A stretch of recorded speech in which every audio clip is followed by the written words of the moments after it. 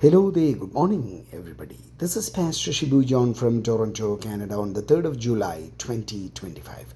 This morning, we are going to meditate from Genesis chapter 15 and verse 1. Genesis chapter 15 and verse 1. After these things, the word of the Lord came to Abram in a vision, saying, Do not fear, Abram. I am a shield to you. Your reward shall be very great. Our focal point for today's meditation is exceeding great reward. You know what? Sometime after the dramatic and adventurous events, the Lord came and spoke to Abraham again. Explicitly, the word of the Lord came to Abraham in a vision. And this dialect is sometimes used in the Bible to describe God's relationship with a prophet. As with other prophetic visions, this particular encounter, will involve dramatic metaphors. God's first words to Abraham are reassurance. Don't be afraid, I am your shield. Your reward will be great. The following verses make it clear that Abraham did indeed have questions about how God would keep the enormous promises he had made to Abraham.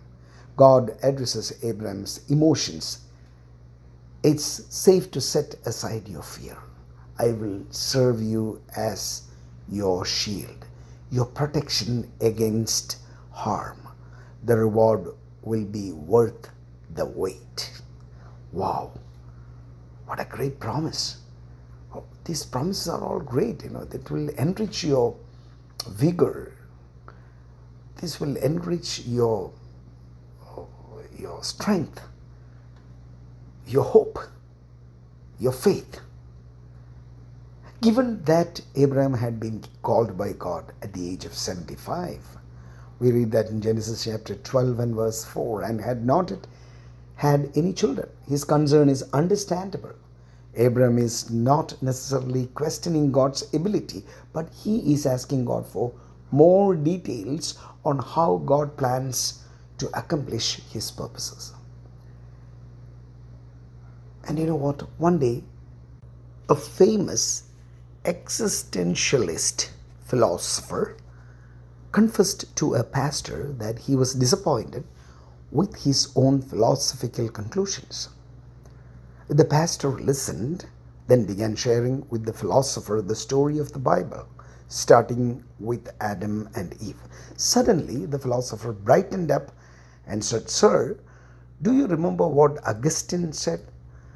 He said, Thou hast made us for thyself, and our hearts are restless till they find their rest in thee.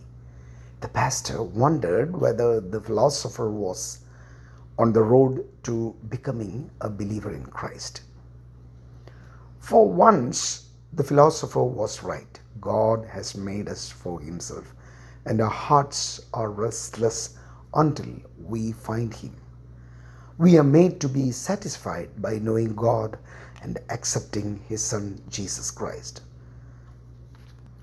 Some people try to fill the emptiness in their hearts with other things, but Jesus Christ wants to be the very substance of who you are and what you are. What you need to do is simply say yes to the Lord, and he himself is your reward, our reward. I can personally say that my Lord is my reward. So these days, let us thank him. Let us thank him especially today for this great encouragement, this great verse which encouraged each and every one of us today. He so fills the emptiness in our hearts that we don't need anything else. Once a theologian said, Christianity is the measure of our whole being, and as such, it is a process that consumes a lifetime. Have a very blessed day, and God be with you.